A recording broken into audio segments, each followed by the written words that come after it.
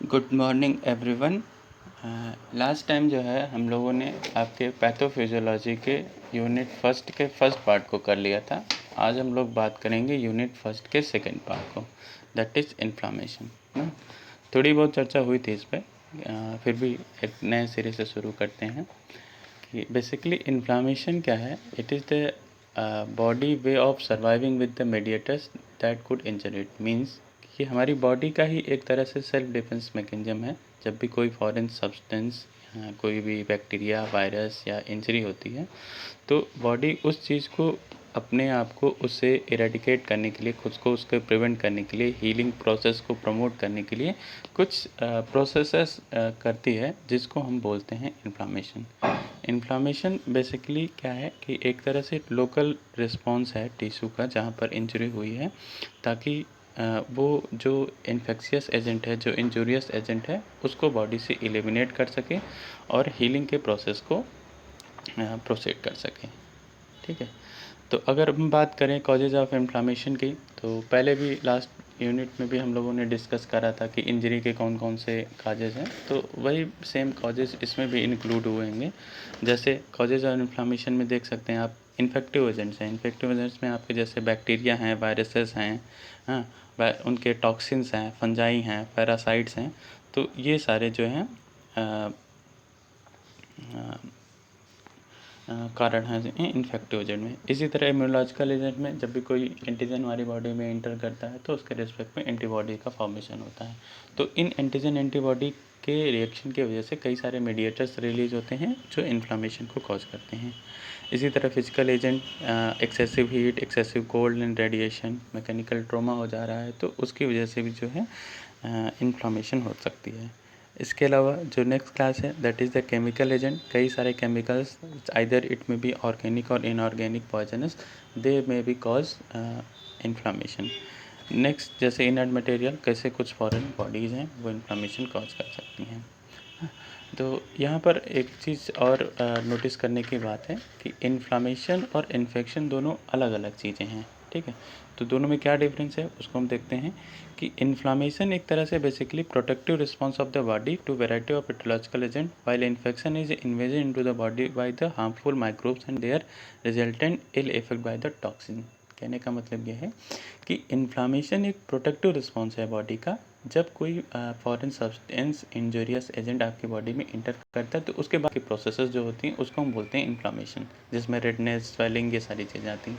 जबकि इन्फेक्शन वो है, वो कंडीशन है जब कोई माइक्रोब्स आपकी बॉडी में इंटर करता है, तो वो टॉक्सिन रिलीज करता है, तो उसकी प्रेजेंस को और उसके जब उस अफेक्टेड एरिया सेल को अफेक्ट कर देता है, तो उस कंडीशन को हम इन्फेक्शन बोलते हैं।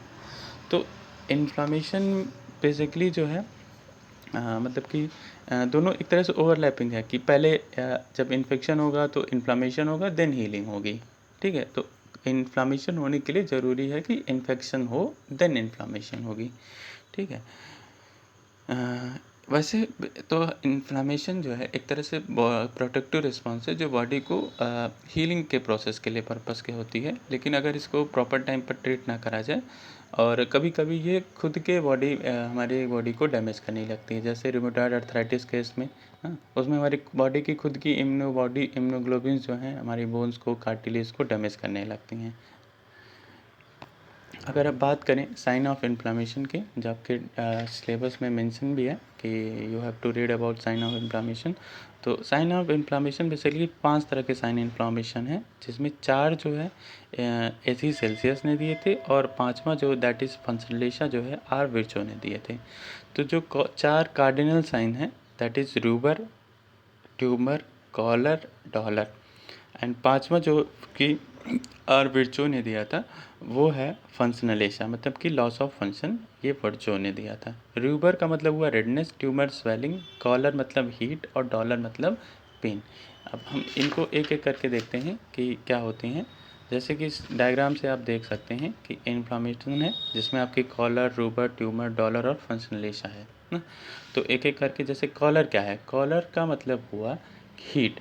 जब किसी आपके बॉडी के किसी टिश्यूज़ या ऑर्गन में, सेल्स में टेम्परेचर बढ़ जाता है, तो उस कंडीशन को हम बोलते हैं कॉलर। तो इस टेम्परेचर के बढ़ने के पीछे जो कारण हो सकता है वो कारण हो सकता है कि उस एरिया में ब्लड की सप्लाई ज़्यादा हो गई हो। तो ब्लड की सप्लाई ज़्यादा हो जाती तो उस कंडीशन को बोलते हैं हम हाइपरमिया।